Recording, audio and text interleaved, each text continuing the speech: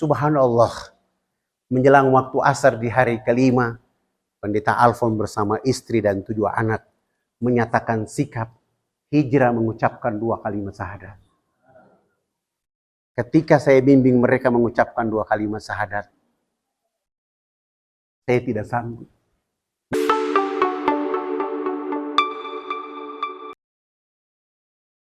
Dialah Allah Al-Khalita Baraka wa Ta'ala yang menciptakan manusia dari setetes air mani yang indah.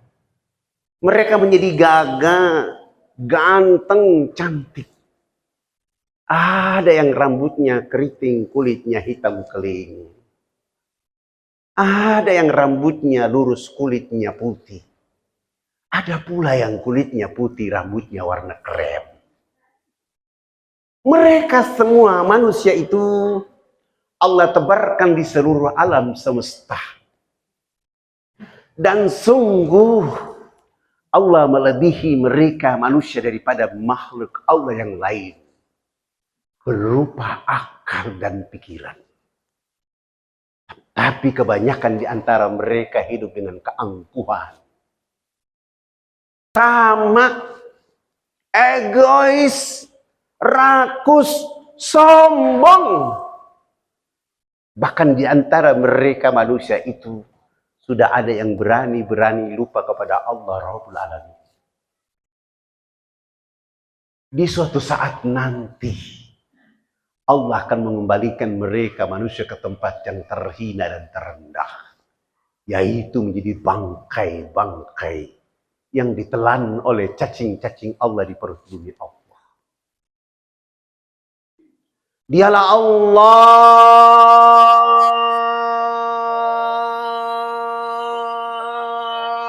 Akbar. La ilaha illallah ma'buda illallah.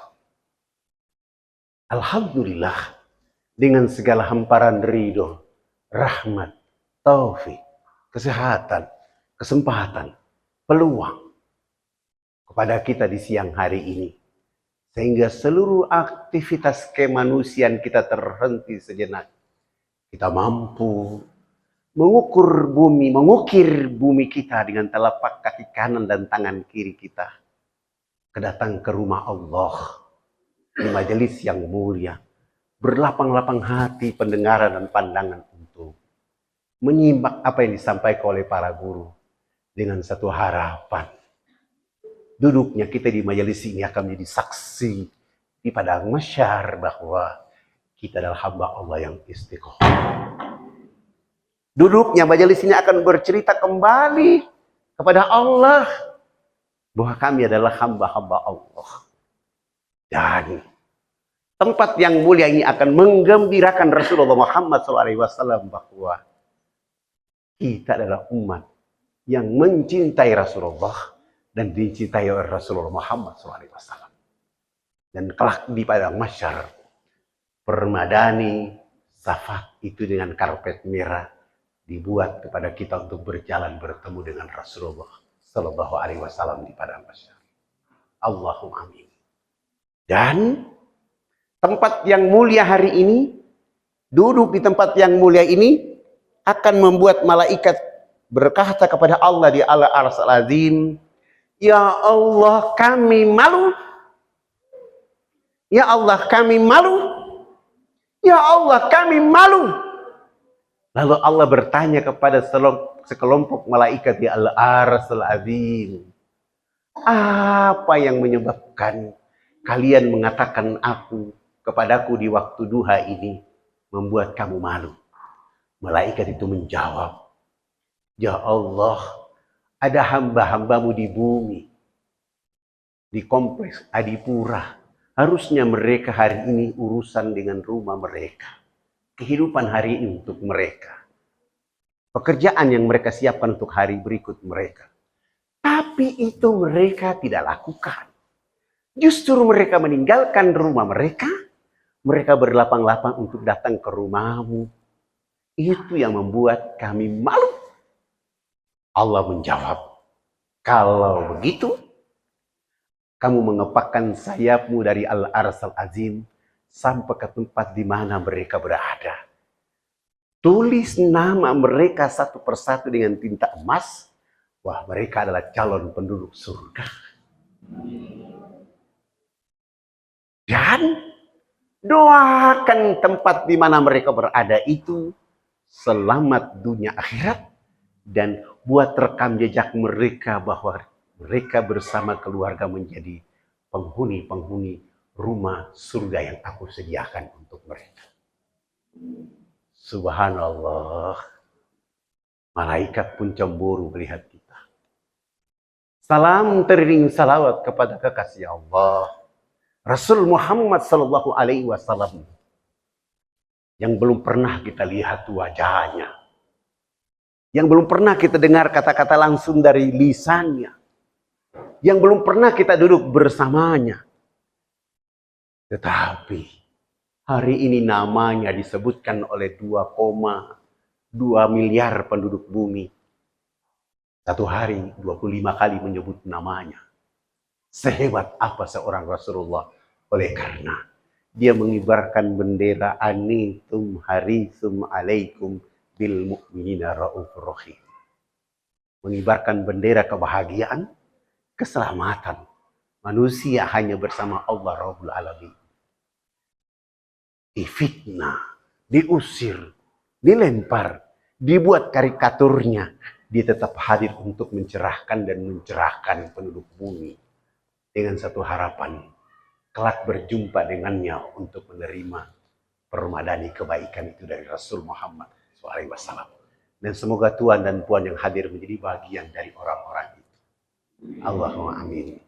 Salam teriring salawat kepada keluarga baginda Rasulullah Muhammad SAW, para sahabat. Siang, malam, pagi, petang mereka bersama suka dan duka dari dakwah Rasulullah. Sehingga dakwah menyebar ke seluruh dunia, termasuk kita di tanah air Indonesia. Saya juga dari majelis yang mulia mengajak kita semua menyampaikan salam dan salawat kepada para alim, para ulama, yang mereka telah merasakan 350 tahun mereka dijajah oleh negara yang luas wilayahnya 425 km dengan total penduduk 9 juta, tapi tinggal menjajah negeri ini selama 350 tahun. Lalu para alim, para ulama, para santri itu membaca ayat-ayat Allah, wa'tasimu bihablillahi jami'a wa la tafarraqu. Dari ayat Al-Quran ini mereka tadabur dan menghasilkan 3 konsep perjuangan. Bertanah air satu, berbangsa satu, berbahasa satu. Lahirlah bahwa penjajahan di atas dunia harus dihapuskan. Tidak sesuai dengan perikemanusiaan dan perkeadilan. Dan titik perjuangan tertinggi mereka ialah Indonesia kita berdasarkan Qul huwallahu ahad, atau bahasa nasionalnya ketuhanan yang Maha Esa. Dengan semangat itu, walaupun mereka tidak punya senjata modern, tidak punya meriam yang hebat, tapi yang mereka punya adalah nuklir iman dan tauhid yang kuat, yang mampu membuka tabir dari langit untuk turun ke bumi, menumpas musuh-musuh Allah. Alhamdulillah, tanggal 9 Ramadan tahun 1364 Hijriah bertepatan hari Jumat 17 Agustus 1945, Indonesia diberi rahmat kemerdekaan oleh Allah. Dan alhamdulillah hari ini kita sedang menuju 79 tahun Indonesia merdeka. Alhamdulillah. Dari menuju 79 tahun Indonesia merdeka, maka tidak ada perbedaan warna kulit, rambut, dan ras. Hari ini Fadlan bisa bertemu dengan saudaranya yang ada di Bandung. Kumaha damang? Alhamdulillah. Kita bisa bertemu di pagi hari ini. Tema saya hari ini ada 2. Yang pertama tentang masjid, dan yang kedua tentang pengalaman dakwah di pedalaman.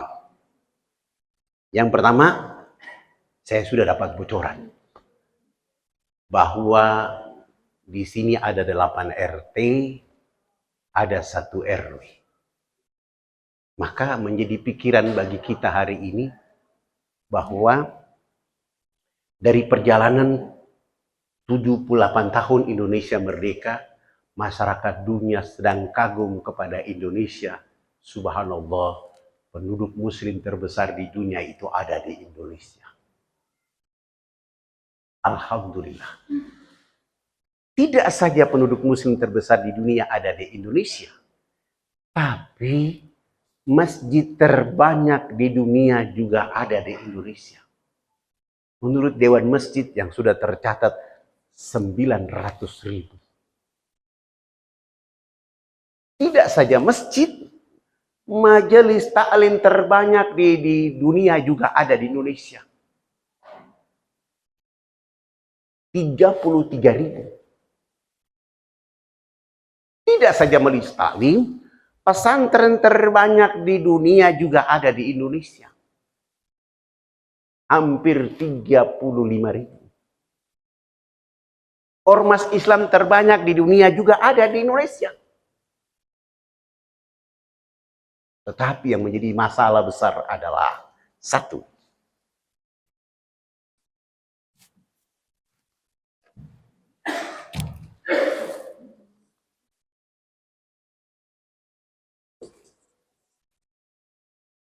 Masjid yang mereka bangun itu sepi dari jumlah yang mayoritas.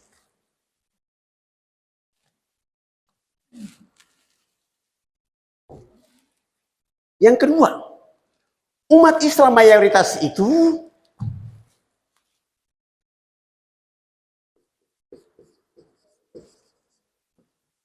,65%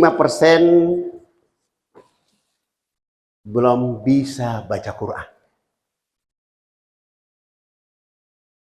Dari umat Islam mayoritas itu terdapat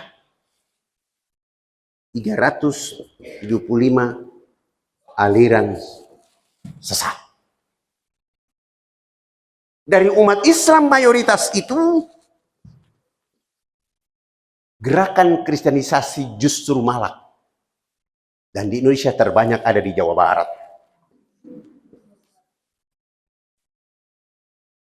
Padahal setiap mereka upacara bendera di RT, di RW, di kelurahan, di kecamatan, di wali kota, di gubernur, di menteri, di presiden, mereka selalu mengatakan, bahkan di sekolah mereka, di universitas mereka, bangunlah jiwanya, bangunlah badannya untuk Indonesia Raya. Jiwanya hampa. Wajar korupsi di mana-mana. Wajar keadilan tidak tercipta. Wajar mereka bermusuhan. Wajar mereka saling memfitnah. Karena jiwanya kotor. Maka orientasi untuk merubah keadaan ini, masjid dan RT, RW harus punya peran.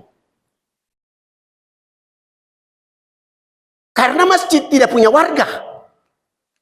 Yang punya warga adalah ketua RT. Rubahlah cara pola pikir pandangan kita bahwa tugas ketua RT tidak semata-mata mengurus warganya dengan sampah, distribusi, dan pajak serta organisasi politik.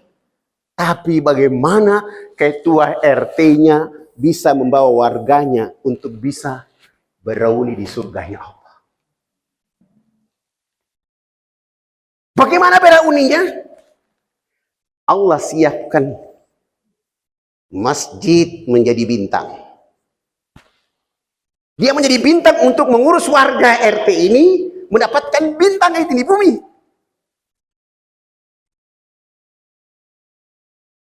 Maka sekarang saya tanya bapak-bapak, mana yang bapak suka, mana yang ibu suka? Rumah dekat dengan masjid kah? atau rumah jauh dengan masjid? Ibu-ibu, memilih yang mana? Dekat dengan masjid. Bapak-bapak? Hah? Dekat. Itulah pola pikir yang salah.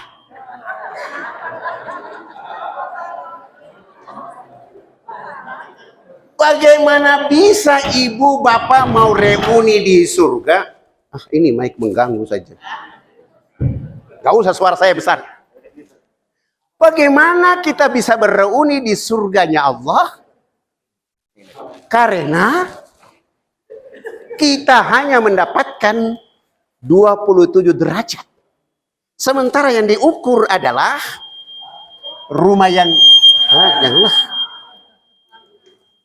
Yang diukur adalah jarak telapak kakimu dengan rumah Allah. Maka beruntung yang rumahnya jauh, ya, dengan catatan, dengan tanda petik, rumah jauh tapi selalu ada di masjid.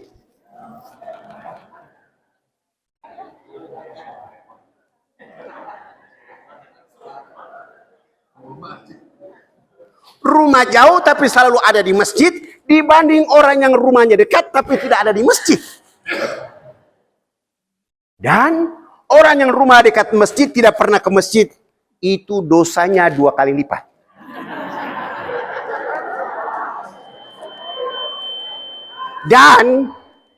Dan kalau ketua RT tidak menggerakkan rumah dekat dan rumah jauh datang ke masjid,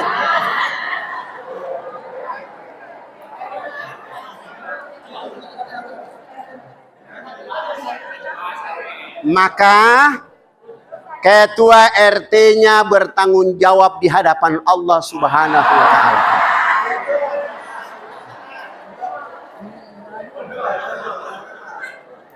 Kenapa? Kenapa ketua RT bertanggung jawab kepada Allah? Karena dia diamanahkan oleh umat di wilayah itu untuk memimpin warganya. Maka ketua RT mengumumkan, di warganya dalam rapat RT, barang siapa yang tidak memakmurkan Masjid Al-Kafi, silakan keluar dari kompleks ini.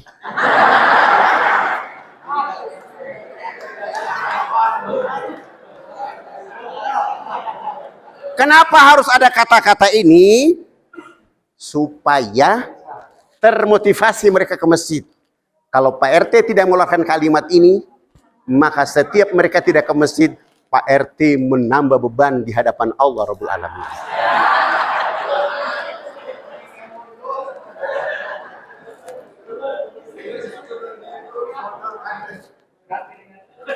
Karena tidak perlu ketua DKM datang satu persatu. Ketua RT sudah menyiapkan berapa orang yang tidak pernah ke masjid.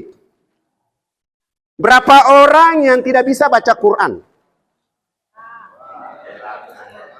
Berapa orang yang terkoneksi dengan aliran sesat?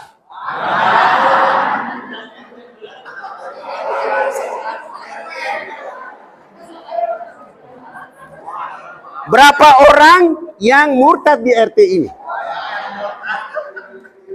Lalu Pak RT sampaikan kepada ketua DKM, beri kami solusi.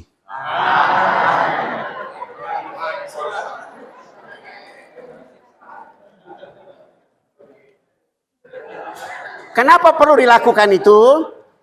Karena nanti di padang mahsyar ada 3 kalimat yang diucapkan oleh orang-orang, oleh penjaga surga 1, dari Allah sendiri ada 3.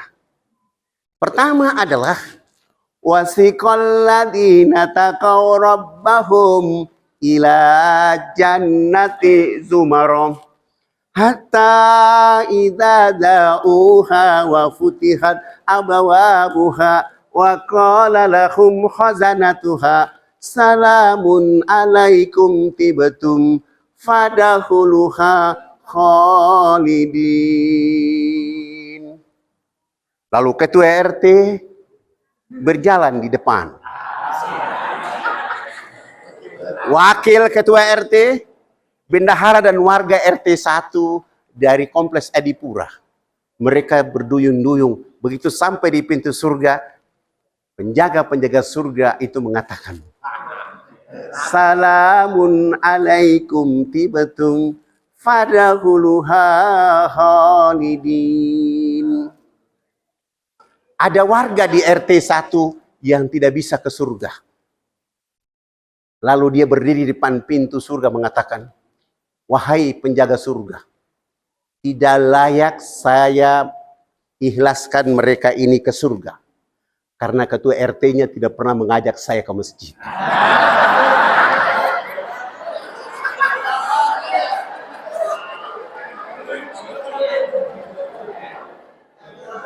Lalu ketua RT akan mengatakan, oi, wahai malaikat, saya punya ketua RW.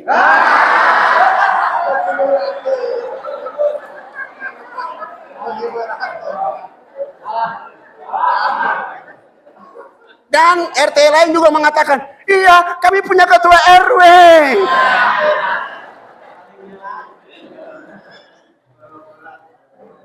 Maka konsepnya adalah bangunlah jiwanya, bangun raganya dimulai dari masjid.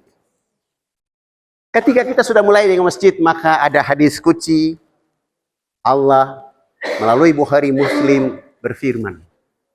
Tafsirnya begini. Wahai anak-anak Adam, semua telah aku ciptakan untuk kamu.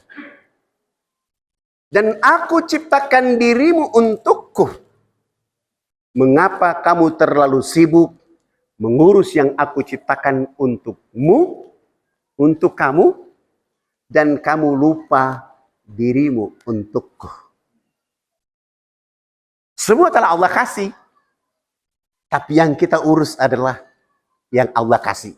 Tapi kita tidak pernah membawa diri untuk melihat Allah dengan langsung. Maka ini menjadi tugas utama. Kenapa perlu RT RW berjalan? Karena Nabi SAW mengatakan, sepanjang kamu tidak bisa memakmurkan ini masjid, maka kamu mudah dikalahkan oleh orang lain dalam kehidupan di dunia. Dan ketika kamu tidak menjadikan sholat subuh seperti sholat Idul Fitri, maka dengan mudah kamu dihancurkan oleh orang lain. Bahkan orang yang menghancurkan itu ada di dalam dirimu, dalam lingkunganmu. Kalian akan seperti sapi yang ditusuk hidungnya, dibawa kemana saja kalian mau. Karena kalian tidak terbiasa membuat rumah ini makmur. Tetapi kalau kalian sudah mulai rame-rame menjadikan Masjid Al-Kahfi ini sholat subuh seperti sholat Jumat atau Idul Fitri, maka di situ tanda kalian sedang menghapuskan kezoliman, kemunafikan yang ada di lingkungan kalian. Wahai ibu-ibu, tugas ibu-ibu sekarang adalah pulang dari pengajian ini, pergi ke tempat komputer, atau ibu punya komputer di rumah, bikin jadwal suami sholat di masjid.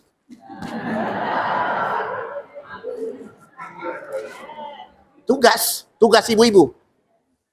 Judulnya, kamar tidur ini dipersembahkan kepada laki-laki yang suka berjamaah di masjid. Tulis, jam berapa suami ke masjid? Apakah suami pergi ke masjid dengan sendiri? Nah, suara saya sudah bagus lah. Nanti mengganggu itu.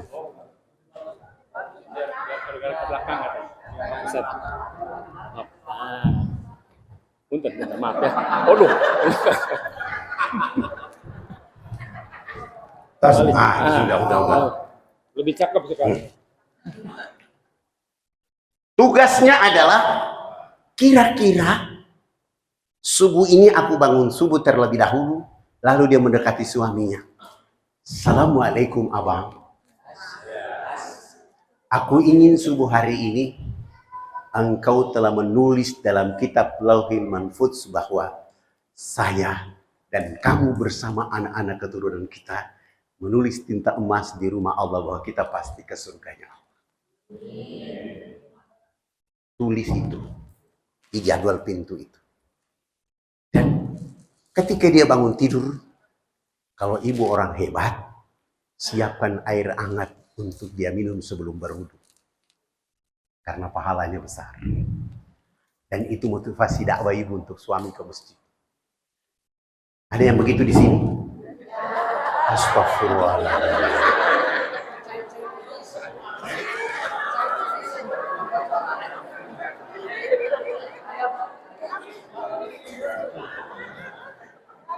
Bagaimana kita bisa bangun jiwanya, bangun badannya suami, kalau istri sudah keadaannya tidak siap? Karena Bu, ibu juga akan diperiksa oleh Allah.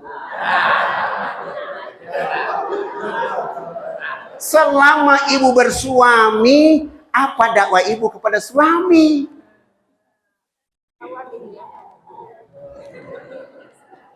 Dan jadwal yang kedua, malam kamar ini dia sediakan malam Senin, malam Kamis, dan malam Jumat untuk orang yang selalu ada di masjid. Tulis, satu ditempel, satu taruh di atas tempat tidur. Pak, sebelum tidur lihat jadwal ini dulu.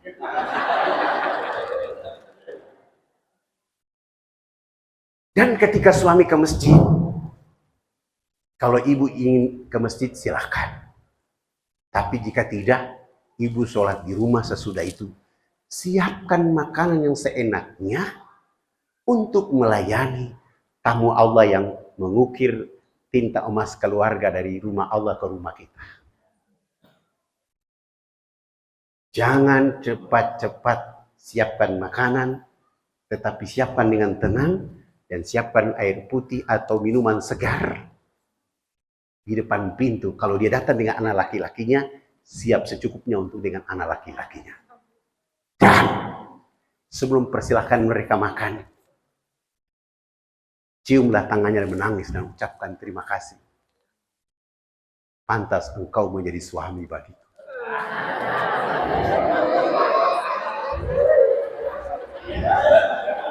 Menyesal.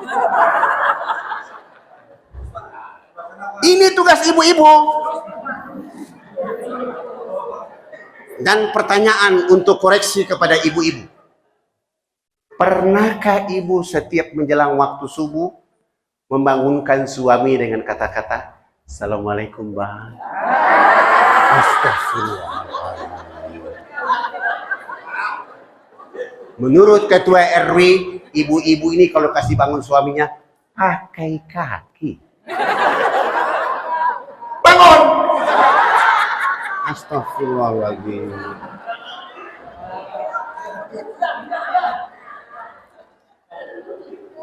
Pertanyaan kedua untuk ibu-ibu.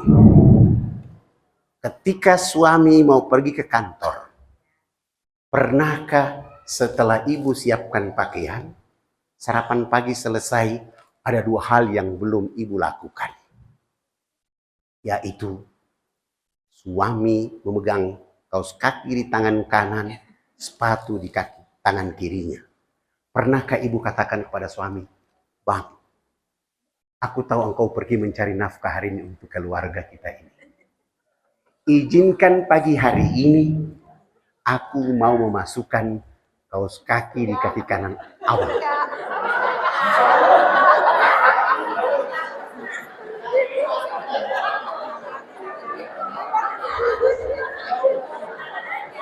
Pernahkah bapak-bapak merasakan itu?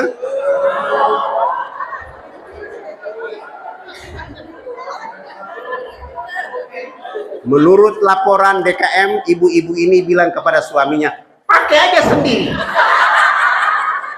Kaos kaki suruh saya kasih pakai. Astagfirullahaladzim. Ibu telah kehilangan 3 momen kehidupan. Momen mendorong suami ke masjid, momen menyiapkan makanan indah untuk suami pulang dari masjid, dan momen waktu saat suami pergi mencari kerja. Bagaimana rizki bisa cukup? Bu, bagaimana rizki dari suami bisa berkah kalau ibu tidak menjemput dengan cara-cara kebaikan itu? Karena Khadijah pernah melakukan itu kepada suami yang bernama Muhammad Sallallahu Alaihi Wasallam. Lakukan itu karena pahala terbesar tidak ada di RT. Pahala terbesar tidak ada di luar rumah. Pahala terbesar bagi ibu-ibu tidak ada di partai. Dia ada di rumahmu. Dan 3 hal ini menjadi titik-titik baiti jannati. Bukan sekedar melebutkan rumahku adalah surga. Tapi perjalanannya bobrok. Wajar suamimu menilik wanita lain. Wajar.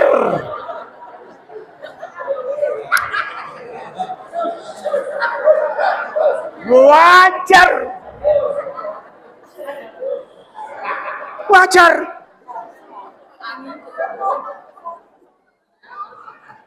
Dan bukan berarti hari ini saya menyalahkan ibu-ibu, tapi saya ingin memberikan motivasi supaya hari-hari berbuat kebaikan.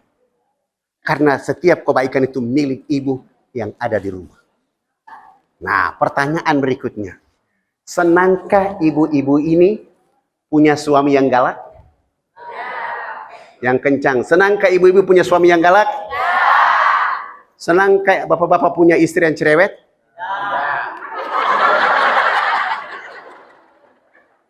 Astaghfirullahaladzim.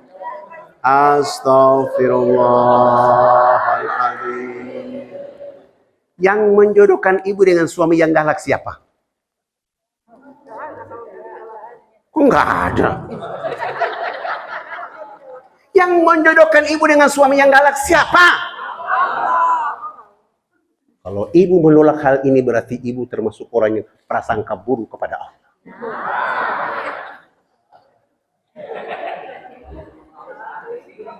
Bapak-bapak menolak istri yang cerewet. Tadi. Dalam masjid baru 1 menit. Nanti mau nyari yang cerewet. Baru 1 menit sudah begini. Astagfirullahaladzim.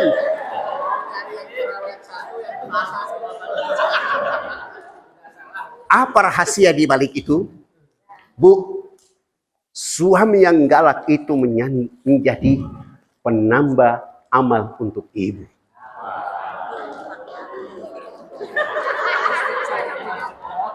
Bu, Allah sungguh tahu ibu-ibu yang soleha ini memang harus berjodoh dengan laki-laki yang galas. Hitam, pendek, pesek, galak. Alhamdulillah. Alhamdulillah. Kenapa? Allah menambah 1 hikmah pada ibu-ibu agar menjemput pahala Siti Asia. Karena tidak ada suami dan laki-laki yang galak di dunia ini kecuali Fir'aun yang sudah ditundukkan oleh perempuan yang bernama Asia. Ambil itu.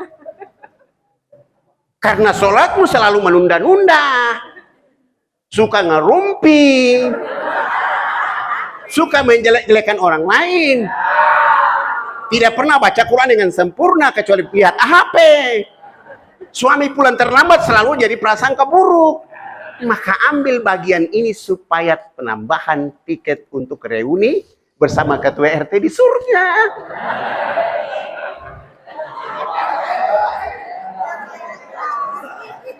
Punya suami yang galak? Alhamdulillah. Punya istri yang cerewet? Alhamdulillah. Balik arah. Kenapa alhamdulillah? Dan Allah sungguh tahu bapak-bapak ini adalah laki-laki yang soleh. Sudah istihara bertahun-tahun. Allah kirim perempuan ini. Bulan pertama aman. Bulan kedua aman. Bulan ketiga ketahuan cerewet sekali. Alhamdulillah, subhanallah, ternyata engkau Allah sungguh mulia. Engkau kirim perempuan ini menjadi radio pribadi dalam kehidupanku. Alhamdulillah. Kalau dia tidak cerewet tentang pintu kamar itu, Bapak tidak ke masjid. Maka itu, kalau kita hidup di lingkungan ini, ingin membuat warga ini makmur, makmurkan masjid ini menjadi bintang dari tempat ini ke langit. Kalau dia sudah menjadi bintang ke langit, apa masalahmu akan diselesaikan dan dituntaskan oleh Allah. Bagaimana bekerjanya? Ketua-ketua RT mulai melakukan absensi setiap sholat berjamaah di masjid. Dan itu belum pernah ada. Absen. Sholat subuh hari Sabtu, sholat subuh hari Ahad, Pak RT dengan aparatnya berdiri muka pintu. Selesai sholat subuh, berapa RT 1 orang yang masuk ke masjid? Tulis.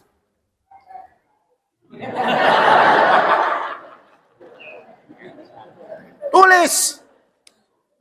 Dan kalau ketua RT-nya tidak masuk, wahai ketua DKM dan pengurus, ambil uang kas masjid ini, selesai sholat subuh di hari libur, beri parcel sebanyak-banyaknya. Selesai sholat subuh, jalan ke rumah ketua RT yang tidak pernah ke masjid. Assalamualaikum. Waalaikumsalam. Ada apa? Pak, sudah lama Bapak tidak ke masjid. Barangkali sakit sehingga kami bawa parcel dari jamaah untuk Bapak.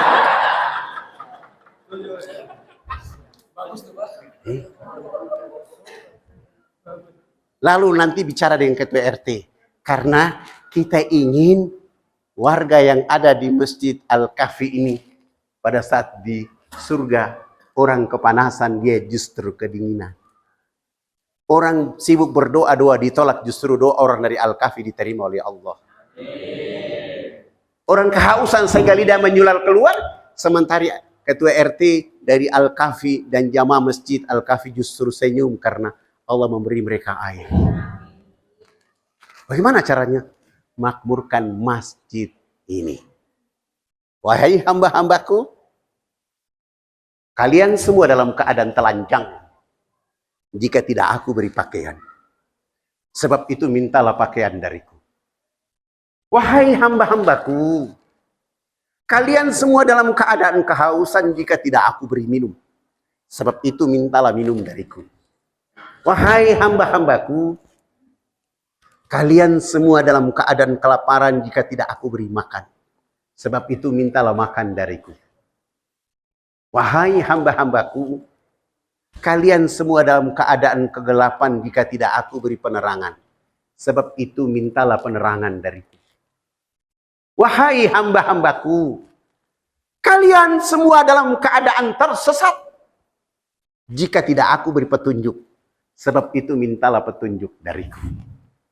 Wahai hamba-hambaku, kalian dan jin, sejak aku menciptakan alam semesta sampai aku kiamatkan alam semesta, tidak ada satupun kalian jin dan manusia yang mau beriman kepadaku, itu tidak akan pernah mengurangi kekayaan dan kekuasaan. Dan seandainya kalian jin dan manusia semuanya beriman kepadaku, sejak aku menciptakan alam semesta sampai aku hancurkan alam semesta, itu pun tidak akan pernah menambah kekayaan dan kekuasaan.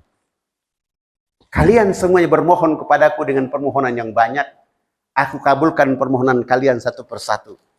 Itu pun tidak akan pernah mengurangi kekayaan dan kekuasaan.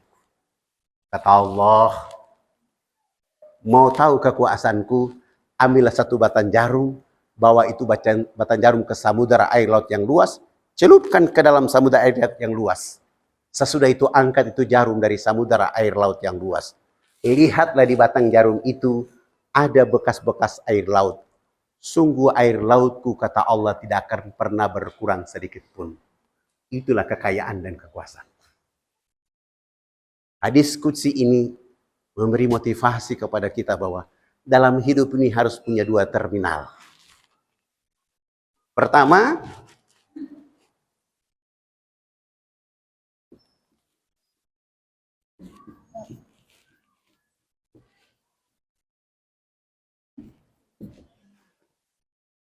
jadikan hidup ini lezatnya iman. Punya istri yang cerewet, alhamdulillah. Punya suami yang galak, alhamdulillah. Punya tetangga yang rewel, alhamdulillah. Sudah berumah tangga bertahun-tahun, punya kulkas hanya satu pintu, alhamdulillah. Tiba-tiba tetangga kita tukang ojek beli kulkas 2 pintu, alhamdulillah. Tetangga beli mobil, alhamdulillah. Semua jadi aman oleh karena lezatnya iman. Dengan lezatnya iman, maka kita harus memadu kedekatan kita dengan teman, sahabat, kawan, kelompok kita. Bahwa jangan pergi ke surga sendiri, tapi bersama-sama kita yang ada di tempat ini. Agar perbuatan kita itu menjadi sebuah kebaikan yang menunjukkan kepada kita untuk bisa reuni kembali di surga Allah. Kenapa? Karena hidup itu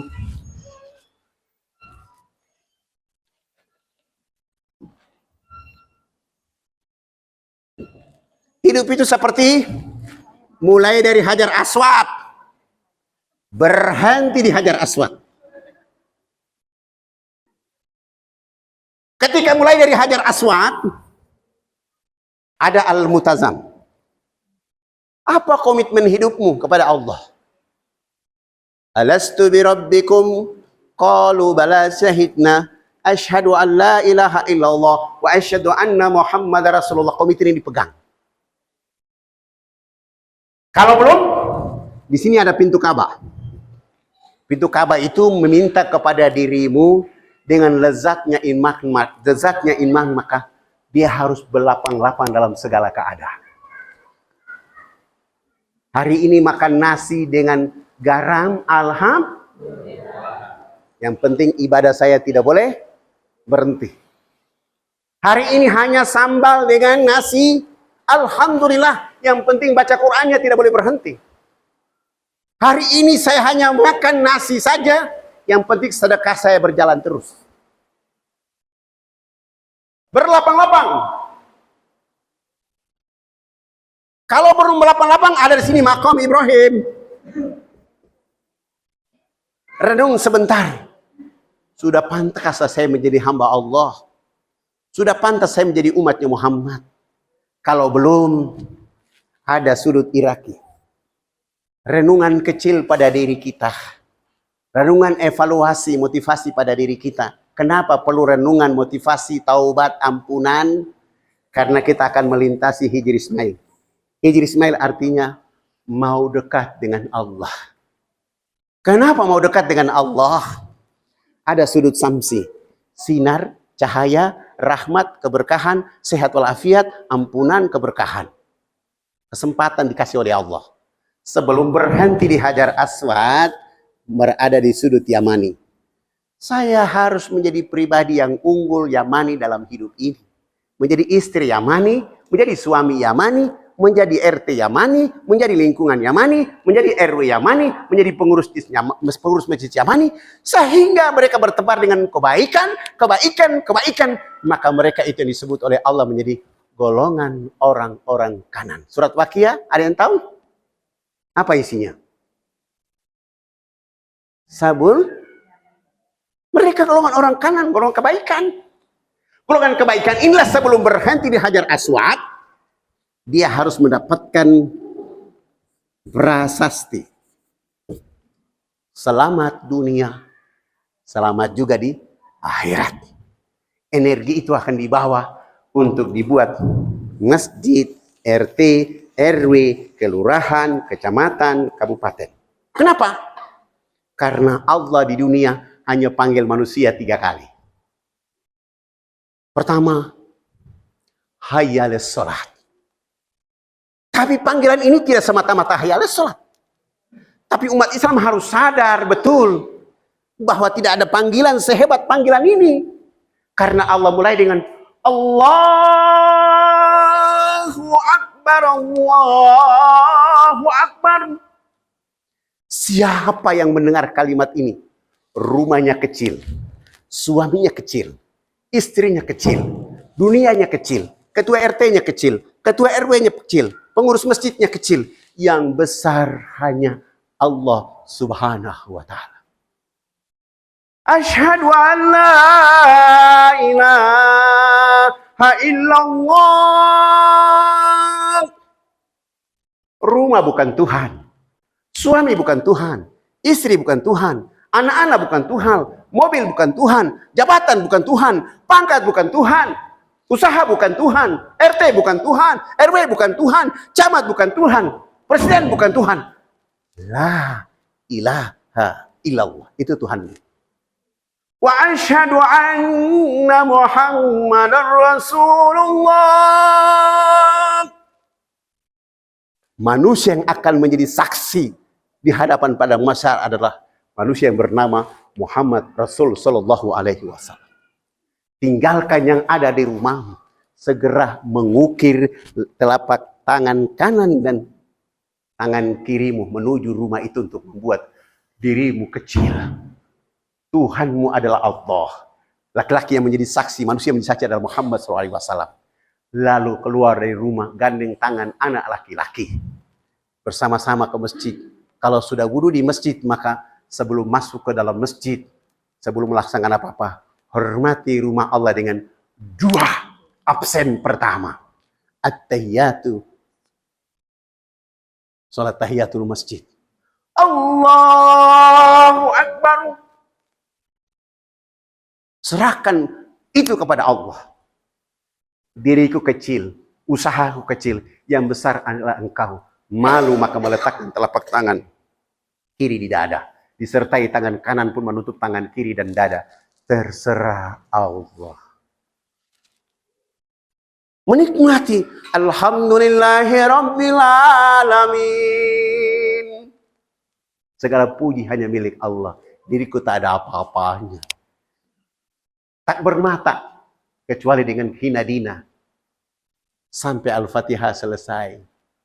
Prasangka baik kepada Allah Rabbul Alamin. 2 rakaat selesai. Ada qobliyah. Jemputlah pintu qobliyah. Jangan pernah berhenti kecuali doakan yang terbaik. Dan wahai ibu-ibu, ketika suami ke masjid, segera ingatkan suaminya. Pak, bila perlu tulis di komputer, tulis di kertas. Qobliyah duhur atau qobliyah subuh. Pak, ini hadis Nabi. Bahwa siapa yang sholat subuh 2 rakaat, berarti nikmatnya dia menguasai dunia dan isinya. Kalau siapa yang sholat qobliyah duhur, maka Bapak sedang membuat keluarga kita akan makmur. Begitu tulis terus. Dan Pak, sebelum pulang, jangan dulu pulang, tapi ambil 2 rakaat terakhir di ba'diyah itu. Sesuai itu pulang ke rumah. Dan Pak, setelah pulang ke rumah, sampaikan cium tadi. Ketika dicium tangan oleh istri, pegang kepalanya dan katakan, ya Allah, jadikan kami ini menjadi keluarga yang kau tetapkan seperti keluarganya Rasulullah Muhammad SAW. Dan ucapkan terima kasih kepada istri. Mak, seandainya kalau engkau tidak ada di rumah ini, saya tidak mungkin tampil seperti ini, menghormati diriku dan Allah serta anak-anak kita. Lahirlah kebahagiaan, ketenangan. Karena kita akan bertemu dengan Allah dalam keadaan seperti itu. Di saat orang lain sedang menangis, di saat orang lain sedang mencari tempat, di saat orang lain sedang mencari bagaimana caranya ke surga, kita di sini sudah membuat yang terbaik itu. Suami, istri, dan anak-anak membuat yang terbaik itu. Sehingga lahirlah lingkungan yang yamani. Kita berada kalau di antara kita yang tidak ke masjid. Kita harus mencari tahu kenapa dia tidak ke masjid hari ini. Dan jika diri kita tidak pernah ke masjid hari ini, rebahkan badan kita untuk menangis, ada apa dengan diriku? Maka minta kepada pengurus masjid, minta kepada ketua RT, RW, nasihatilah diriku agar aku seperti Pak RT dan ketua DKM yang selalu membawa keluarga ke masjid.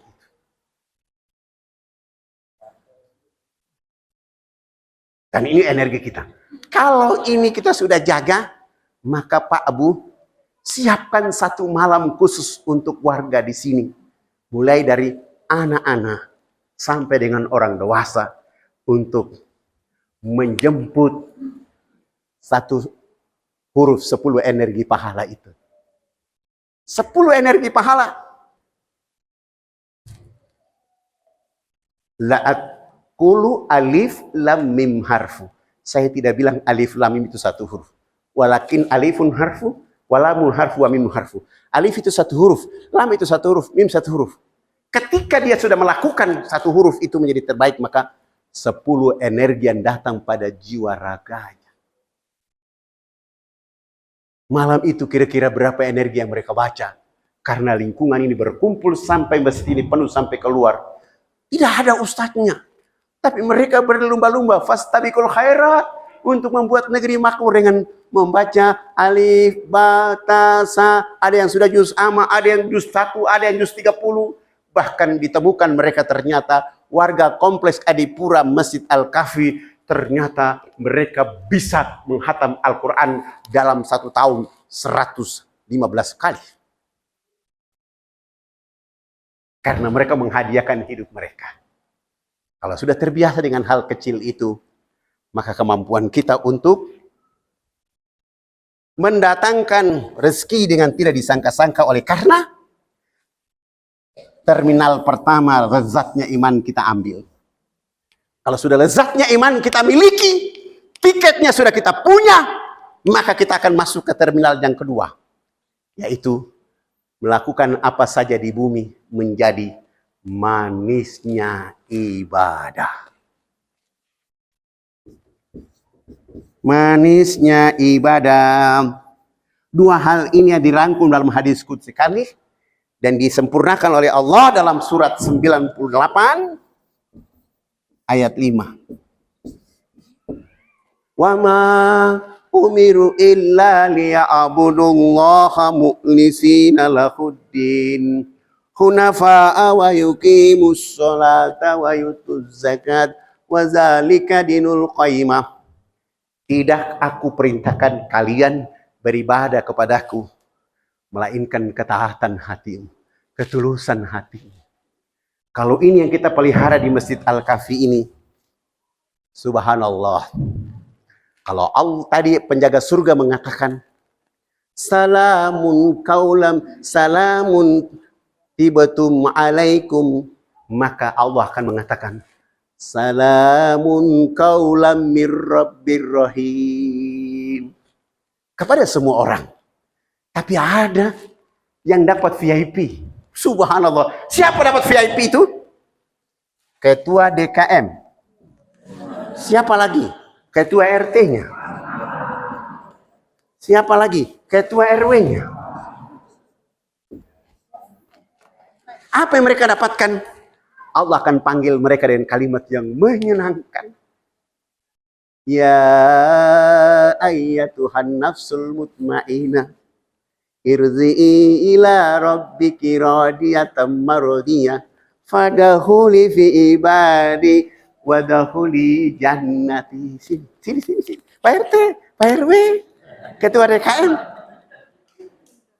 Wahai jiwa yang tenang. Kamu dulu ridak dengan jamaah, dengan pengurusmu, dengan RT-mu, dengan wargamu ke rumahku. Sini, masuk menjadi jamaahku di sini. Dan itu surga saya sudah siapkan untukmu.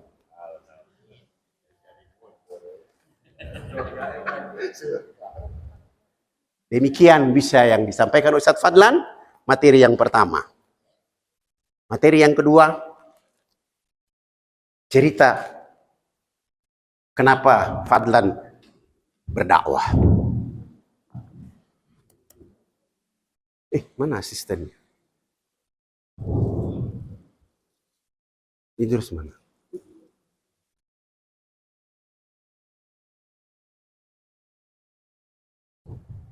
Pertama, Fadlan ini ijazahnya SD, SMP, SMA, semuanya negeri. Dan ijazahnya asli. Iya, saya ijazah asli.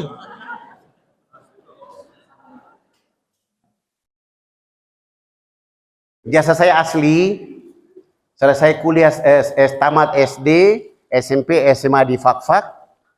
Dan saya melanjutkan perjalanan untuk masuk ke perguruan tinggi. Alhamdulillah, kebetulan kesempatan lulusnya di Makassar. Subhanallah. Begitu sampai ke Makassar waktu itu, rambut Fadlan seperti pohon beringin. Kribo, sudah hitam keling, kribo pula. Sekarang sedikit terang karena ada cincinnya. Dan sudah pakai sabun mandi lama.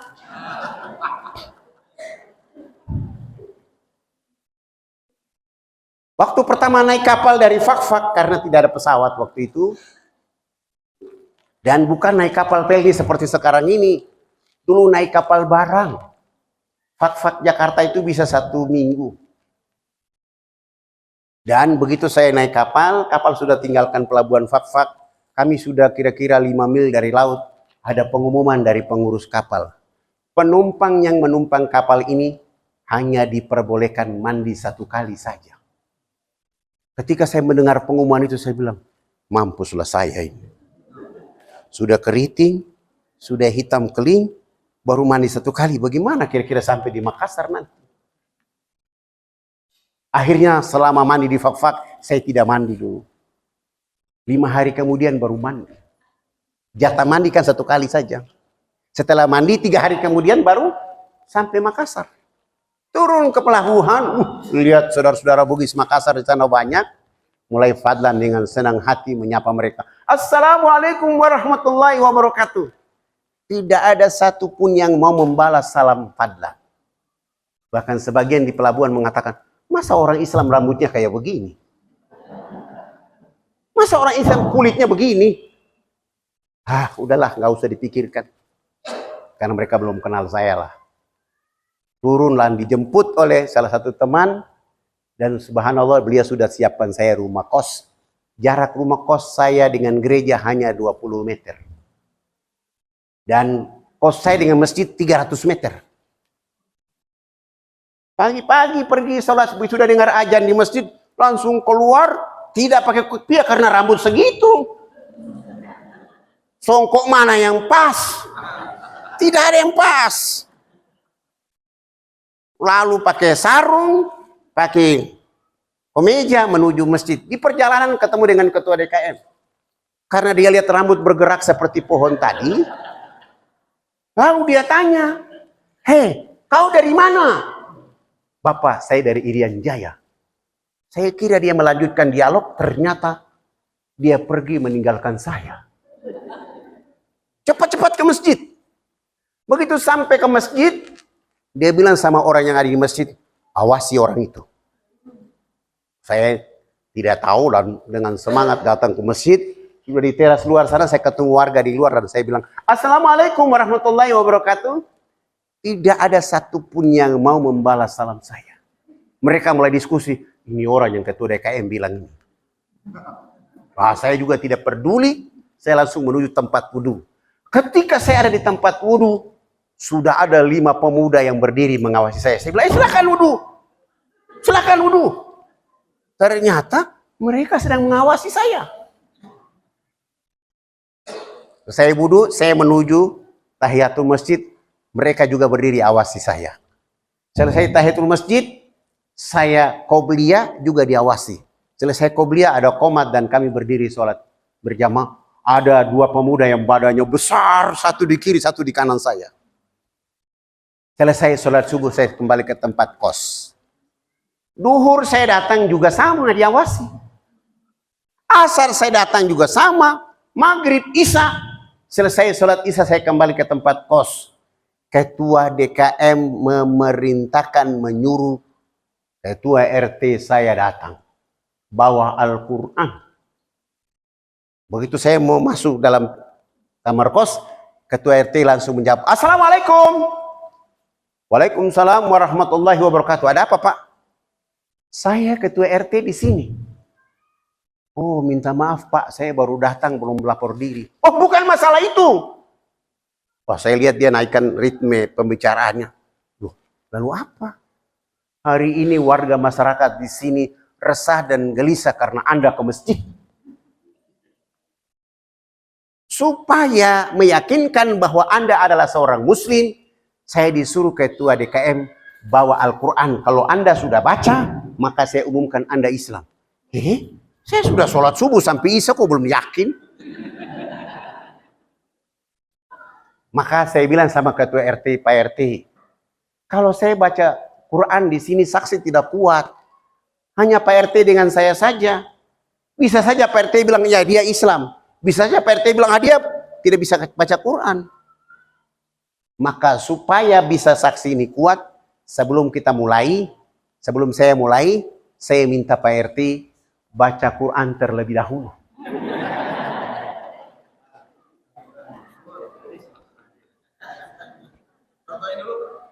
Alhamdulillah, ternyata ketua RT yang disuruh bawa Quran, huruf hijayah pun tidak tahu.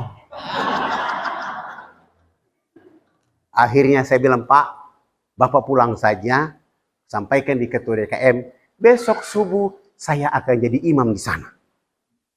Begitu dia pergi, saya kunci kamar, saya pergi cari tukang cukur supaya rambut saya itu bisa tanam songkok. Alhamdulillah. Pagi-pagi ke masjid sudah rapi, pakai gamis, masuk qomat, saya sholat sunat selesai, qobliyah selesai, qomat, dan saya langsung masuk jadi imam. Subhanallah. Selama saya kuliah 3,5 tahun, saya tidak pernah beli makan dan minum. Rumah A, rumah B, rumah C, sampai 3,5 tahun. Sehingga saya menganggap warga di situ menjadi keluarga saya selama saya kuliah di sana.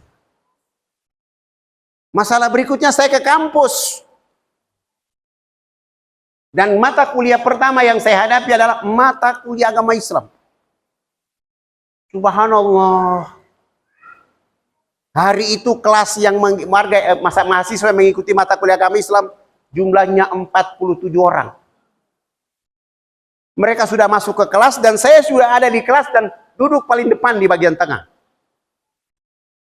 Ketua kelas melaporkan kepada dosen mata kuliah agama Islam, Pak, jangan dulu mengajar di ruangan ini ada orang Irian. Dia pasti bukan Islam itu. Tiba-tiba dosen masuk. Assalamualaikum warahmatullahi wabarakatuh. Kami jawab, Waalaikumsalam warahmatullahi wabarakatuh. Dosen langsung kasih pengumuman. Yang merasa tidak beragama Islam silakan keluar, karena hari ini adalah mata kuliah agama Islam. Saya tidak mungkin keluar. Tidak mungkin. Tiba-tiba dosen berdiri dan mengusir saya dari ruangan itu. Keluar! Kau kan dari Irian Jaya kan? Lah, saya yang dimaksudkan oleh beliau. Dan saya tidak keluar. Saya maju ke depan kelas, saya bilang sama dosen, Pak, sebelum saya tinggalkan ruangan mata kuliah agama Islam ini, saya minta tolong Pak dosen jawab 3 pertanyaan saya. Pertama, apakah agama Islam itu hanya untuk orang Arab dan orang Bugis Makassar saja? Ataukah agama Islam itu rahmat untuk seluruh alam semesta? Pertanyaan kedua, siapakah sahabat Nabi, rambutnya keriting, kulitnya hitam keling, suaranya merdu? Ya karena mereka sudah lihat kulit saya dengan rambut. Dan yang ketiga, Pak, sebelum saya tinggalkan ruangan, saya minta tolong Pak, di jam mata kuliah agama Islam ini, Bapak bawa Quran keliling kami dalam ruangan ini. Saya ingin mendengar saudara saya yang cantik, saudari saya yang cantik dan saudara saya yang ganteng baca Quran. Baru saya keluar. Akhirnya beliau menyuruh pintu belakang dikunci. Karena kebiasaan mata kuliah agama Islam waktu dulu, kalau baca Quran mahasiswa kabur semua. Beliau kunci pintu belakang dan depan, lalu beliau bawa Quran keliling kami. Bukan dari depan, tapi dimulai dari belakang. Sampai di ujung sebelah kanan, sampai datang di sebelah kanan saya. Al-Quran dibaca selesai. Saya kira itu dosen ambil Al-Quran dari meja samping kanan saya, taruh di meja saya. Ternyata dia melewati muka saya dan kasih ke teman di samping kiri saya. Saya bilang, ya ampun, dia belum yakin juga ini. Saya bersabar sampai mahasiswa rutan 42, 43, 44, 45, 46. Saya berdiri menuju dosen dan merampas Al-Quran dengan urutan 47. Lalu saya baca Quran di depan mereka. Saya baca selesai. Subhanallah, saya baca surat Al-Hasyr waktu itu. Lalu dosen memberi pengumuman bahwa dari 47 mahasiswa membaca Al-Quran saat itu, hanya ada 7 orang yang bisa. Dari 7 orang yang bisa itu salah satunya pemilik hitam kelinen rambut kayak pohon beringin. Lalu saya beranikan diri, Pak, bagaimana kalau saya ceramah sejam mata kuliah agama Islam? Alhamdulillah, saya dikasih kesempatan ceramah 1,5 jam. Setelah ceramah selesai, dosen mengatakan, Fadlan, hari ini Anda lulus mata kuliah agama Islam dengan nilai A. Alhamdulillah. Berarti ternyata peranan rambut keriting dan kulit keling ada manfaatnya juga. Akhirnya saya tidak ikut mata kuliah agama Islam. Saya langsung diambil jadi asisten dosen. Saya langsung pergi melengkapi KRS supaya mata kuliah sudah lulus, saya tidak perlu ambil lagi. Alhamdulillah. Kuliah selesai, pulang saya tidak kembali ke kampung halaman di Fakfak. Ini gimana ini?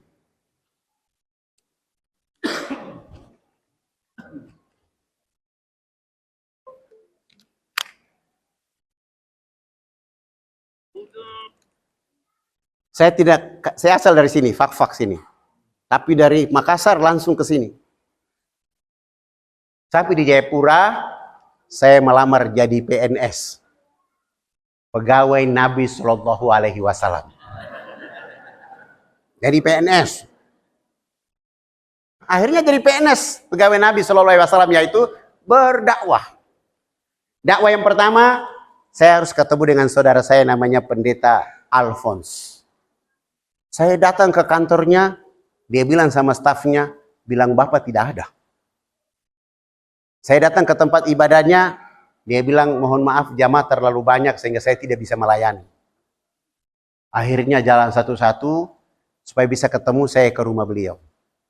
Selesai sholat subuh, saya sholat suruk duha selesai, saya datang ke rumah beliau.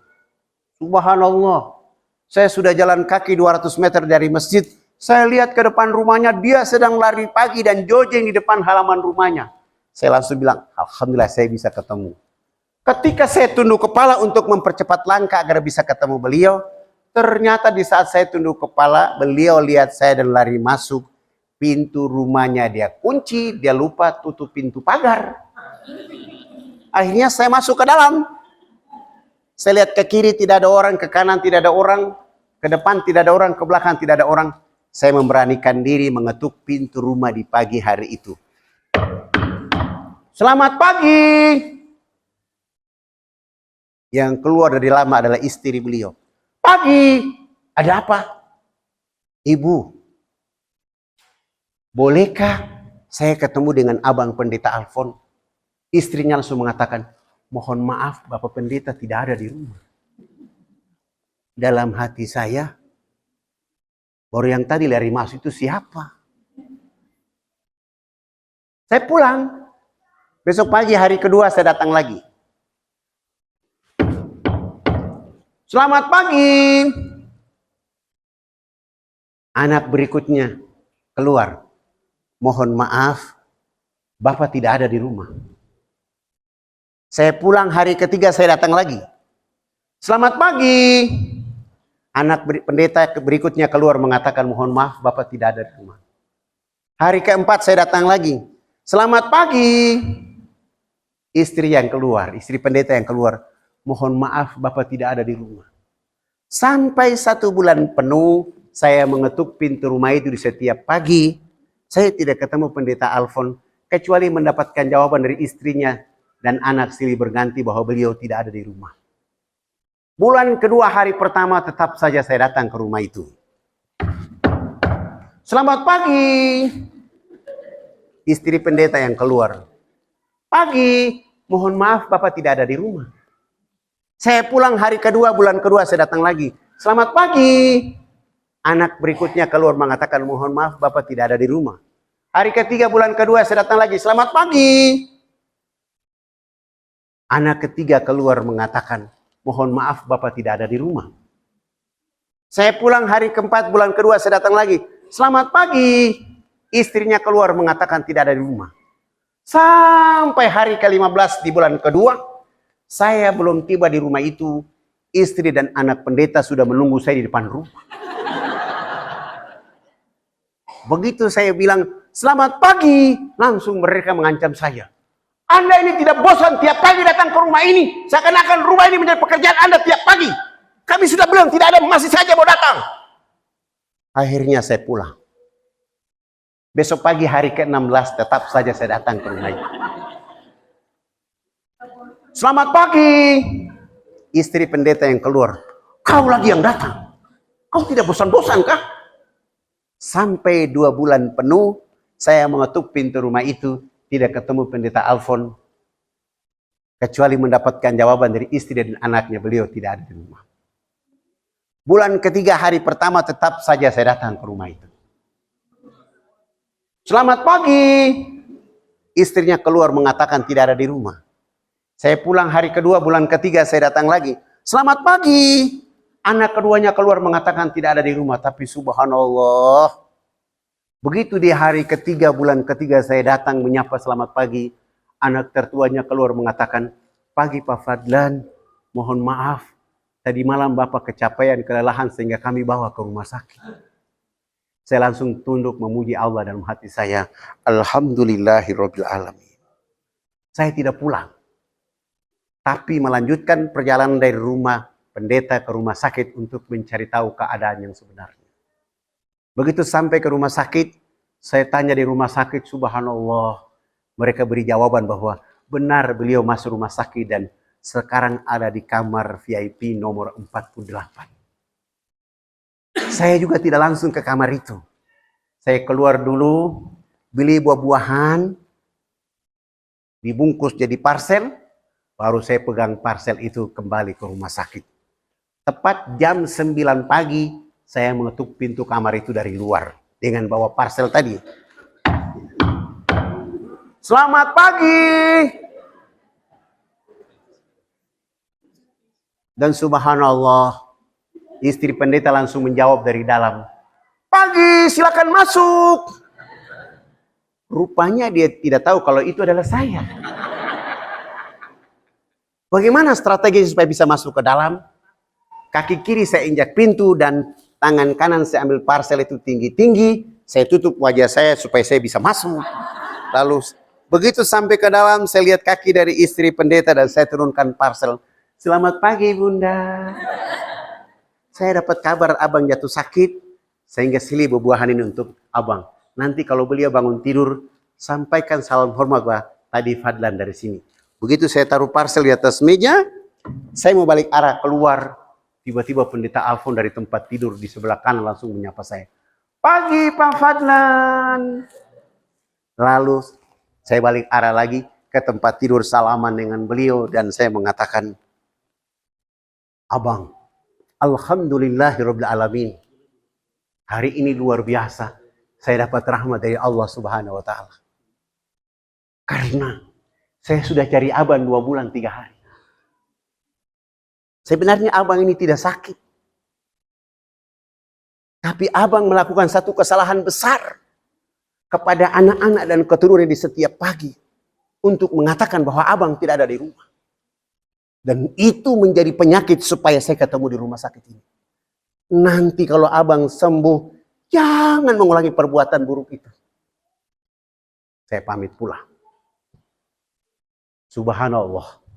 5 hari kemudian beliau sembuh dan pulang ke rumah. Hari ke-6, saya menjadi tamu pertama di rumah beliau. Selamat pagi. Subhanallah. Beliau dan istri serta 7 anak membuka pintu dan mempersilahkan saya masuk ke dalam rumah mereka. Di saat itulah saya mulai dengan tema besar saya, indahnya Islam bagi penduduk alam semesta. Mulai dari menceritakan alam ini hadir, sampai Adam, sampai Nabi Isa, sampai Nabi Muhammad. Lalu beliau mengatakan, ini sudah jam 12, saya pamit pulang dan beliau mengatakan, sampai di pagar beliau bilang, Pak Fadlan, usahakan besok datang lagi lebih pagi.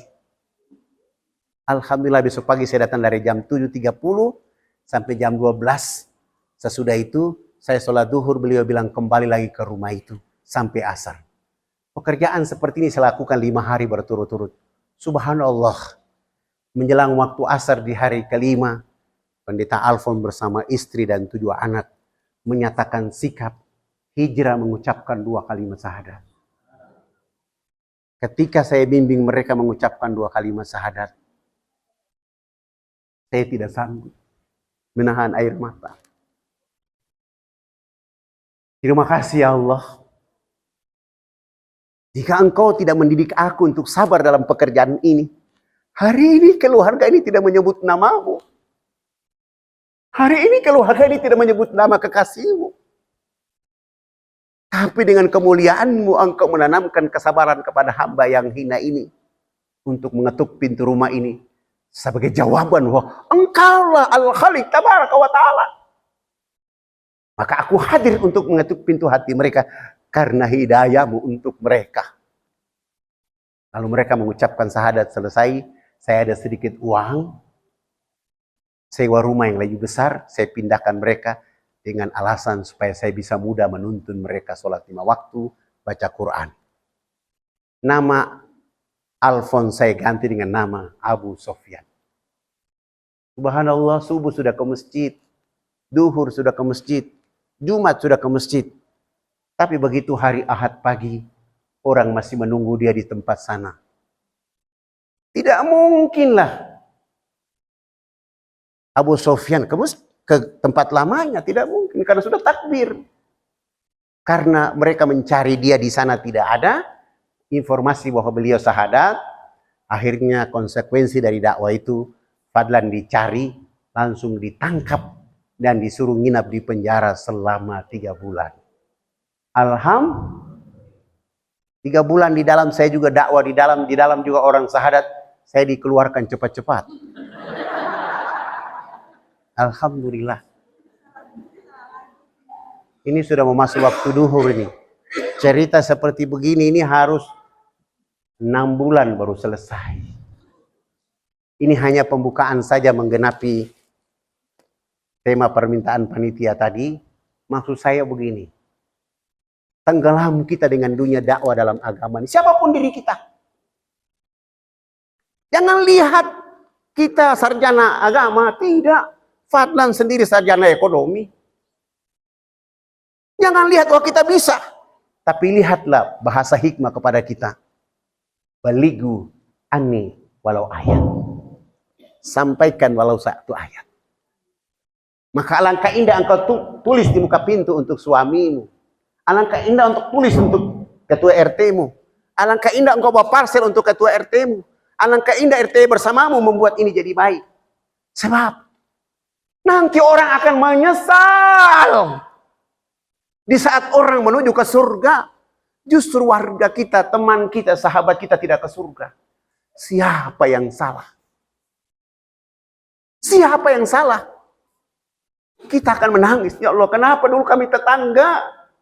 Dulu kami tetangga, ya Allah. Lalu Allah akan tanya, kenapa dia tidak ikut kamu surga? Ya karena dia tidak pernah kami ajak ke rumahmu. Maka wahai tuan-tuan, puan-puan. Jadilah hidup seperti mulai dari Hajar Aswad. Berhenti Hajar Aswad. Menggerakkan seluruh potensi yang ada. Install ini masjid dengan langit.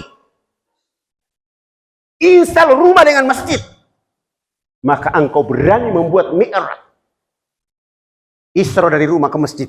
Maka dari masjid engkau mi'raj. Mi'raj itu akan engkau menghurufkan, membuat huruf lam antara rumahmu dengan masjid. Maka rumahmu dijaga oleh Allah. Rumahmu ditemani dengan rizki. Rumahmu ditemani dengan berkahan. Rumahmu ditemani dengan rahmat. Engkau tidak akan mengeluh oleh karena selalu dicukupkan oleh Allah karena keadaanmu menggenapi rumah Allah Subhanahu wa Ta'ala. Maka jangan tunggu punya ayat yang panjang di kepala. Jangan. Tapi gunakan informasi dakwah yang dimiliki oleh kita untuk saling mengingatkan di antara teman, sahabat. Apalagi sudah ada DKM, sudah ada ketua RW, sudah ada ketua RT, sudah ada ketua majelis taklim. Satukan menjadi kekuatan besar.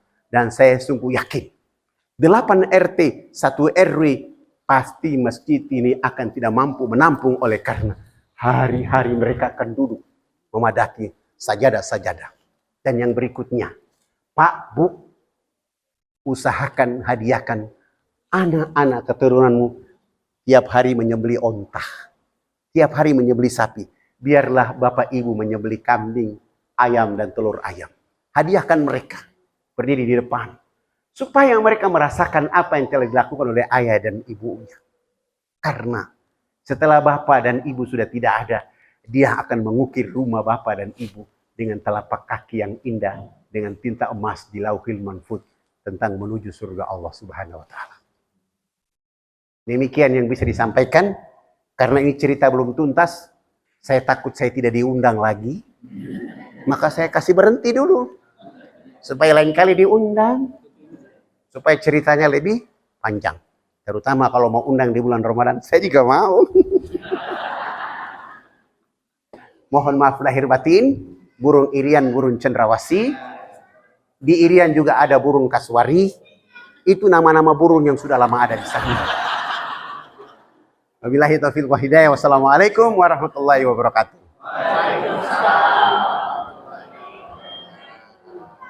Terima kasih Ustaz Fadlan sudah memberikan tausiah juga cerita yang begitu menarik ya, masih panjang rupanya ceritanya.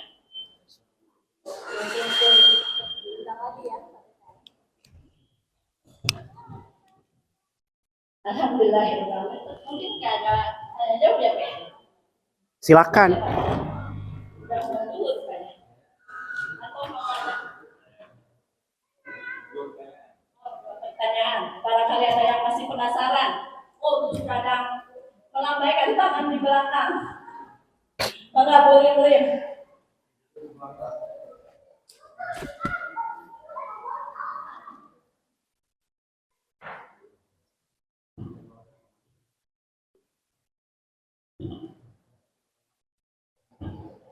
Bismillahirrahmanirrahim. Assalamualaikum warahmatullahi wabarakatuh. Waalaikumsalam warahmatullahi wabarakatuh. Berkenan sekali ini. Yang pertama, apakah ada amanat ringan Ustaz untuk bertemu Rasulullah SAW di mimpi? Kan saya itu bertanya. Yang kedua, bagaimana caranya bisa seperti Ustaz ketika melafalkan kalimat-kalimat thayyibah hati langsung bergetar tuh. Sedangkan kebanyakan itu saya ingat anak saya meninggal dulu baru mengingat dosa, pakai itu salah.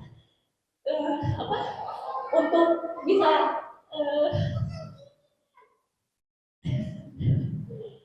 yang saya ingat lagi Ustaz, maaf.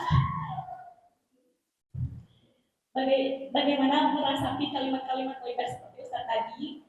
Yang ketiga, ketika ibadah ingin khusyuk itu harus mengingat kesedihan dulu, itu apakah boleh? Jadi bukan karena dosa dulu, setelah itu baru ingat dosa. Kan harus mencintai Rasulullah di atas segalanya. Tapi sedangkan menangis itu bukan karena ingat Rasulullah, tapi ingat anak saya meninggal. Bagaimana tipsnya Ustaz? Terima kasih. Assalamualaikum warahmatullahi wabarakatuh. Waalaikumsalam warahmatullahi wabarakatuh. 3 pertanyaan. Tadi diminta 2 pertanyaan. Dari bapak-bapak, karena tadi dari Ahwat ya 3, bapak-bapak mesti ada 1. Oke, silakan. Waalaikumsalam warahmatullahi wabarakatuh.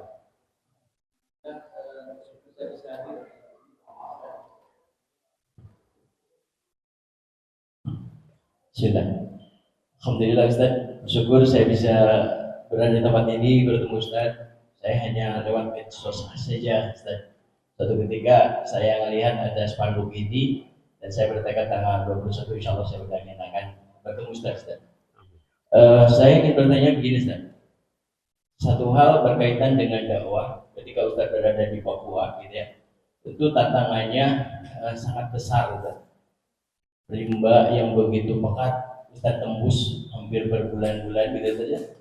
Kemudian menyampaikan dakwah Islam dan Ustaz pernah kena panah juga seperti itu dahsyat banget. Saya ingin meminta gitu satu doa dari Ustaz. Yang kedua saya ingin minta arahan dan motivasi juga dari Ustaz. Karena saya berhadapan dengan anak-anak muda itu zaman sekarang Itu sangat susah Ustaz. Dengan perkembangan teknologi yang sangat kuat itu. Anak-anak kita itu ngaji hanya sampai SD. Sampai itu mereka udah jadi nggak mau ngaji. Ke masjid aja susah Ustaz.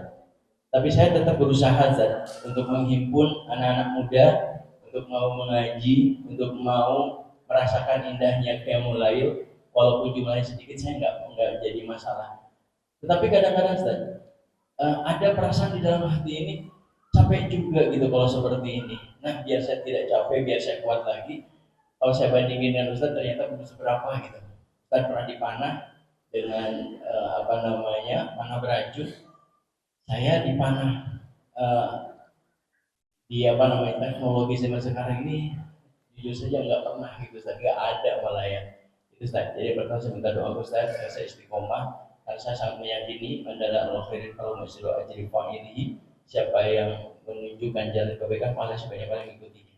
Saya nggak punya apa-apa selain apa yang bisa saya lakukan, itu bisa diikuti oleh anak-anak muda sekarang. Yang kedua, selain doakan, saya juga minta tipsnya kenapa Ustaz begitu kuat dakwah di Papua. Makanya saya juga ingin kuat dakwah di kepemudaan kita. Demikian Ustaz, syukuran jazakumullah khairan katsiran untuk semua panitia yang memberikan kesempatan saya bertanya. Yang pertama, untuk ibu yang menjawab bagaimana bertemu Rasulullah. Banyak orang hari ini bermimpi untuk bertemu Rasulullah. Ingin mimpi. Tapi sikap hidup hari-hari mereka tidak membuat tidak bisa ketemu Rasulullah. Responnya cuma hal kecil aja. Kalau untuk bisa bertemu Rasulullah, contohi, teladani Rasulullah Muhammad SAW. Tidak perlu diminta, Nabi akan datang. Kalau itu rahmat untukmu. Kalau tidak, jangan menunggu dia datang baru beribadah. Jangan. Bangga jadi umatnya Muhammad saja sudah bangga. Bangga beragama Islam saja sudah cukup. Karena nanti kali kabelnya ditarik ke Nabi, kita akan ketemu. Tapi bagaimana kita bertemu itu kalau hal ini, bahkan Nabi pernah bilang sama sahabat-sahabatnya. Di tengah-tengah sahabat duduk bersama-sama, Nabi bilang sama Abu Bakar, Umar, Ali bin Abi Thalib, Utsman bin Affan, saya lebih mencintai orang yang mencintaiku. Umar kan berkata, wahai Rasulullah, bukan kami tidak mencintaimu.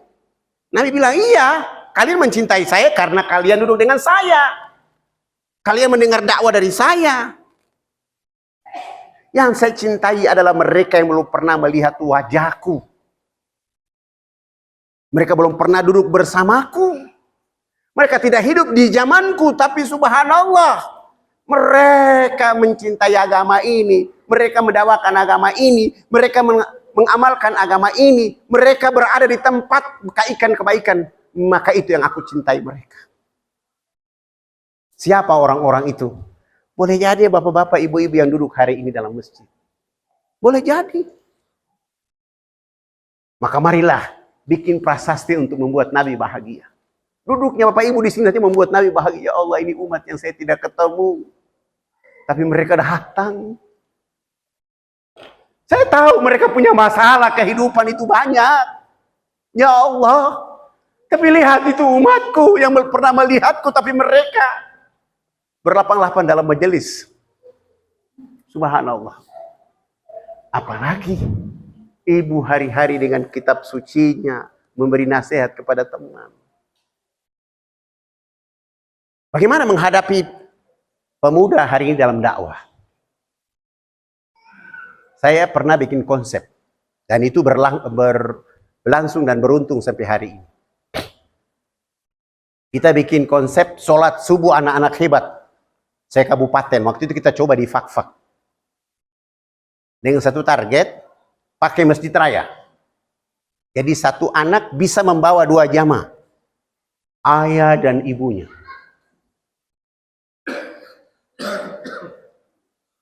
Siapa yang jadi imam?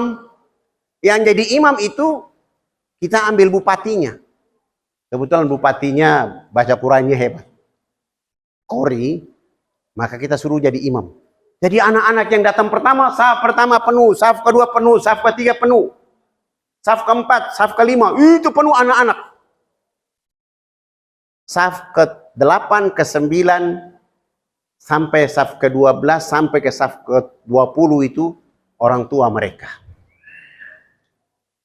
Apa yang menjadi kebanggaan mereka? Mereka bangga oleh karena yang menjadi imam subuh mereka adalah bupati. Dan suaranya merdu. Dan setelah selesai mereka bertanya, Pak Bupati, kami ingin jadi bupati, bisa baca Quran seperti Pak Bupati. Setelah Bupati berdoa untuk mereka selesai, materi berikut yang kami lakukan adalah 700 anak ini membuat halaqah subuh. Apa isi halaqahnya? Dia akan menyampaikan satu hadis kepada ayah dan ibunya tentang sholat berjamaah di masjid. Sesudah itu, dia bilang sama ayah dan ibunya, Pak, izinkan aku di pagi hari ini mengangkat tangan minta kepada Allah agar ayah dan ibu selamat dunia akhirat. Subhanallah.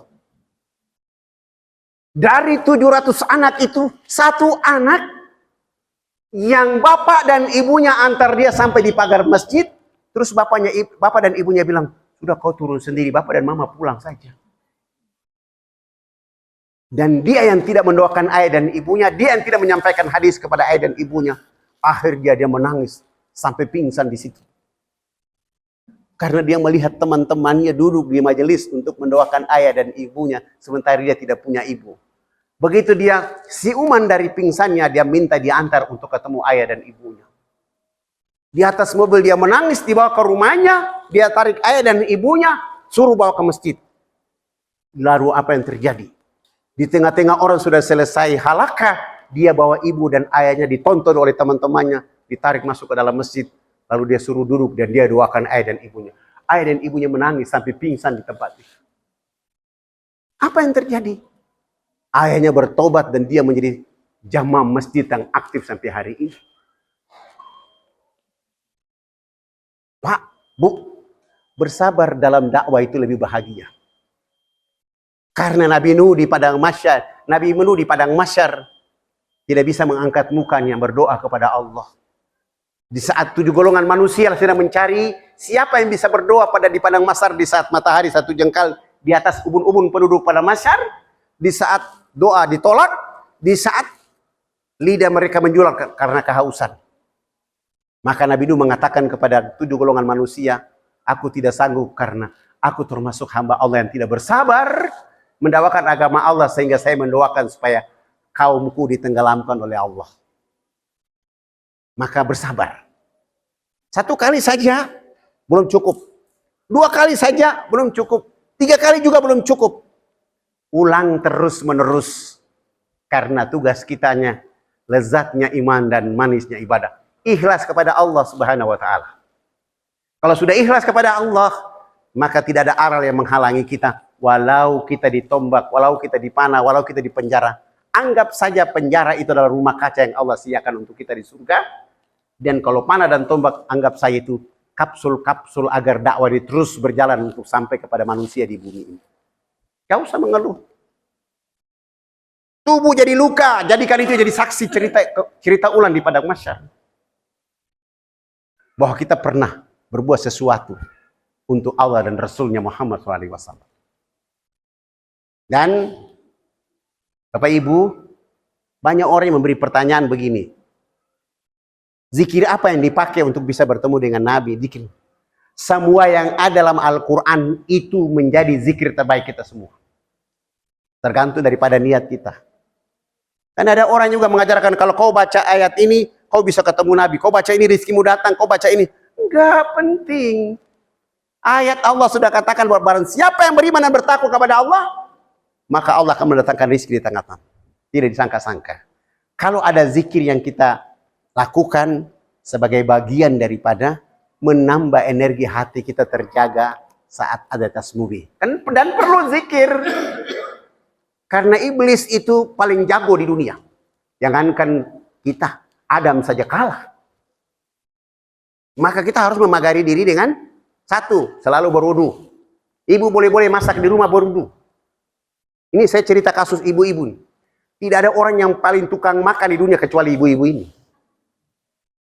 Betul nggak? Bangun tidur, anaknya masih tidur, suami masih tidur, dia sudah makan. Iya. Begitu dia bikin makan, dia taruh di atas, anaknya mau makan, pergi ke sekolah, dia temani anaknya makan. Dia masak lagi, kasih siap, suami ke kantor, duduk temani suaminya makan. Setelah suami pergi ke kantor, dia ke pasar. Sebelum belanja, makan dulu. Ada bakso kah? Ada sop kah? Makan dulu. Sesudah itu belanja, bawa pulang. Sebelum masak, makan dulu. Udah matang selesai, anaknya pulang, ikut anaknya makan. Suaminya pulang, dia ikut temani suaminya makan. Tapi ada satu hal yang dilupa oleh ibu-ibu hari ini. Dan harus selesaikan ibu. Mulai praktek dari hari Senin subuh besok, sampai sepanjang ibu menikah laki-laki ini. Satu, untuk mengawasi suami bapak-bapak ini di masjid, di kantor, atau di tempat kerja, karena ibu saya tahu belum pernah melakukan hal itu. Ketika hari Jumat, ibu masak makanan yang enak, siapkan di atas meja. Kalau dia datang ke masjid, ibu kan tidak ke masjid kan? Tugas ibu satu. Begitu suami pulang, sambut di depan rumah, cium tangan selesai, bawa ke meja makan bersama anak-anak dan keluarga duduk di meja makan. Sebelum makan dimulai, ibu tanya kepada suami, "Pak, apa judul khotbah hari ini?"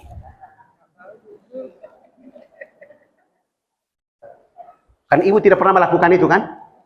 Ya bagaimana ibu mau dapat pahala Jumat? Tanya kepada ibu. Dan hari itu jangan cepat-cepat makan.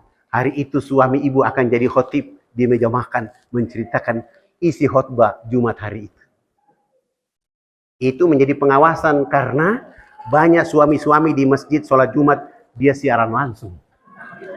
Tidur. Orang lagi dengar khotbah dia tidak tahu kalau orang sudah naik mimbar yang kedua, berdiri kedua kali. Akhirnya tinggal berdiri, Allahu Akbar. Pulang ditanya istrinya, apa isi judul khotbah? Saya tidak tahu. Awasi suami begitu. Dan ini tugas untuk ibu-ibu. Tujuannya supaya ibu dan suami dan semua berreuni di surga Allah dengan dakwah ibu di rumah itu.